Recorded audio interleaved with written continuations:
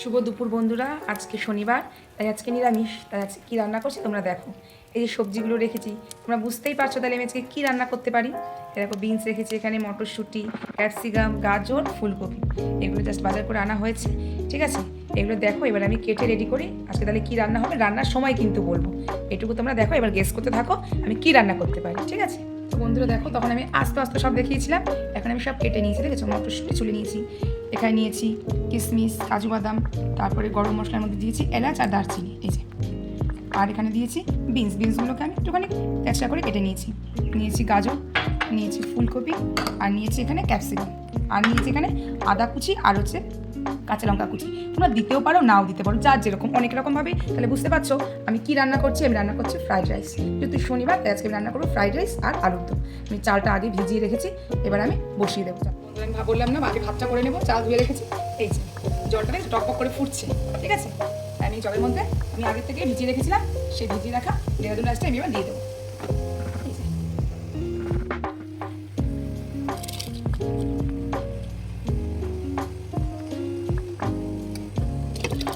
স্বাদ মতো নুন।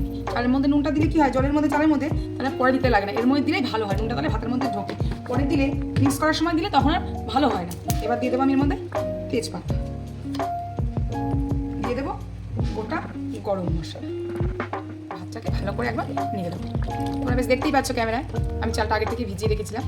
ঠিক আছে, দেখো ভাতটাকে আমি নিয়ে দেবো। জলটা যখন টক করে ফুটবে তখনই এটা কিন্তু চালটা দিতে হবে, তার আগে দিলে কিন্তু চালটা ভালো সেদ্ধ হবে। এবার এই দিয়ে আমি আবার আমি ঢাকনা নামিয়ে দিলাম। ঠিক আছে, অর্ধেকটা প্রায় ওই 40% মতো হয়েছে। হ্যাঁ, সুন্দর স্মেল বেরিয়েছে না। এর মধ্যে আমি মটরশুঁটিগুলো দিয়ে দেবো, একবারে সেদ্ধ হয়ে যাবে। পরে ভাতের সঙ্গে মিক্স করে দিলে মানে তখন ভালো সেদ্ধ হতে চায় না। কিন্তু মটরশুঁটি দেবো ভাত হওয়ার সঙ্গে সঙ্গে এটা। এবার আমি আর ঢাকনিটা কিন্তু দেবো না। ঠিক আছে, হয়ে গেছে। আমি যদি 100% সেদ্ধ করি যে ভাতটা কিন্তু পরে ফ্রাই করার সময় গলে যাবে। এই দেখো ভাতটা প্রায় 80% হয়ে গেছে। এবার এটা আমি এই গ্যাসটা বন্ধ করে দিলাম। এবার আমি এটাকে নামিয়ে, গরম হয়ে গেছে। হ্যাঁ, এবার এর মধ্যে আমি দিয়ে দেবো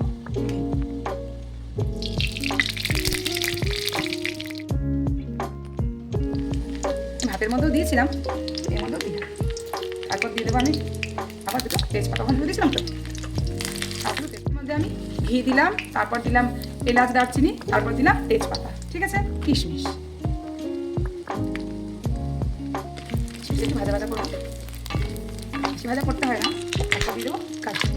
বলেছিলাম যে আমি এর মধ্যে আদা আর কাঁচা লঙ্কা দিয়েছি, এই ফ্লেভারটা ভালো হয়। কেউ দেয় কেউ দেয় না, আমি দিই। আদা কাঁচা লঙ্কাটা একটু ভাজা ভাজা হয়ে যায়।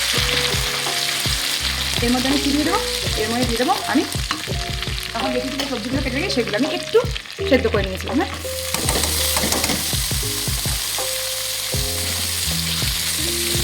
একটু হালকা ফ্রাই করে নেবো।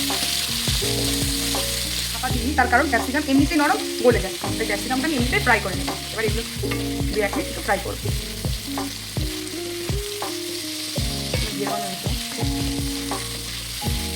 আর আমি বলে ছিলাম যে আমি যে রাইসের মধ্যে মটরশুঁটি দিয়ে রেখেছিলাম, মটরশুঁটি দিয়ে সেদ্ধ করেছিলাম, তার জন্য আমি আর মটরশুঁটিটা এখানে দিই। তার জন্য আমি সব কিছু এখানে দিয়ে দিয়েছি। আমি ভাতেও নুন দিয়ে দিয়েছি, তারপর এখানে নুন দিলে আরও সবজিগুলো আরও মানে কিছু নরম হয়ে যাবে, ভালো লাগবে না। দেখে ভাজা হয়ে গেছে, ভাতগুলো দিয়ে দেবো। অল্প করে ভাত দেবো আর একটু করে নাড়া দেবো,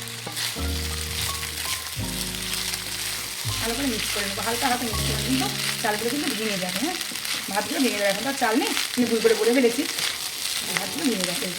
ভালো করে মিক্স করে নেবো। গ্যাসটা কিন্তু এই সময় লো ফ্লেমে রাখতে হবে, কিন্তু লেগে যাবে নিচে।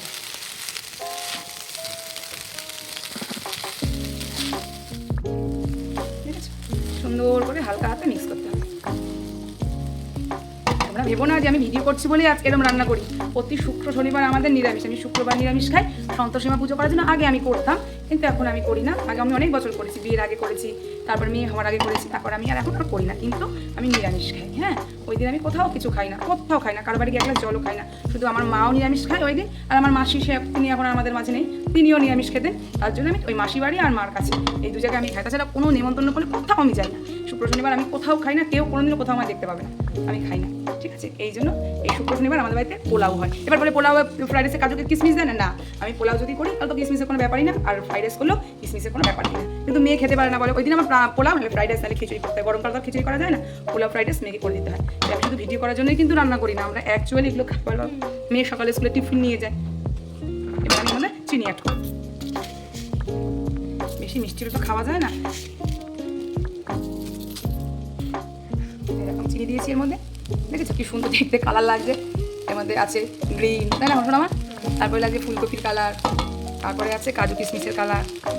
অনেকে ভাতে কড়াইতে সেদ্ধ করে, আমি এটাও করি, কড়াইয়ের মধ্যে দিয়ে দিই, তারপরে কিছুদিন নেড়ে দিই। কিন্তু এটাও আমি নতুন করে করি। আমি ফ্রাইড রাইসটা দুরকম করে করি, এটা তো ভেজ, আর যেটা নন ভেজ মানে চাইনিজ টাইপের হয় সেটাও আমি যেমন আবার একদিন নতুন করে তোমাদের দেখাবো সেটা আমি কীভাবে করি। দেখো এটা আমি কিন্তু গ্যাসটাকে এখনও কিন্তু লো ফ্লেমেই রেখেছি, বাড়িয়ে কিন্তু দিই। এখন বাড়িয়ে দিলে ধরে যাবে, দেখেছো? একটা চালও কিন্তু ভাগিনি, সব গোটা গোটা, দেখেছো কত বড় বড় চালগুলো? ওই তো সরি, বারবার খালি চাল বলছো, আমি বলছি তুমি বারবার চাল বলছো কেন? ভাত, এই যে ভাত বলেছো পুরো আস্তে, আমি যেভাবে নামিয়েছি দেখো পুরো গোটা গোটা। কেন আমরা এইটাতে মানে ফ্রাইড রাইসটা একটু মিষ্টি মিষ্টি হয় তো, তার সঙ্গে কী ভালো লাগে, আলুর দম দিয়ে খেতে ভালো লাগে। আমি আলুর দমও করেছি। মেয়ে বলছিল পনির, আমি না আজকে আলুর দমই খা, ও আবার আলুর দম ভালো, পনিরটা খুব ভালোবাসে। এই যে এবার আমি গ্যাসটাকে নিয়ে দিই।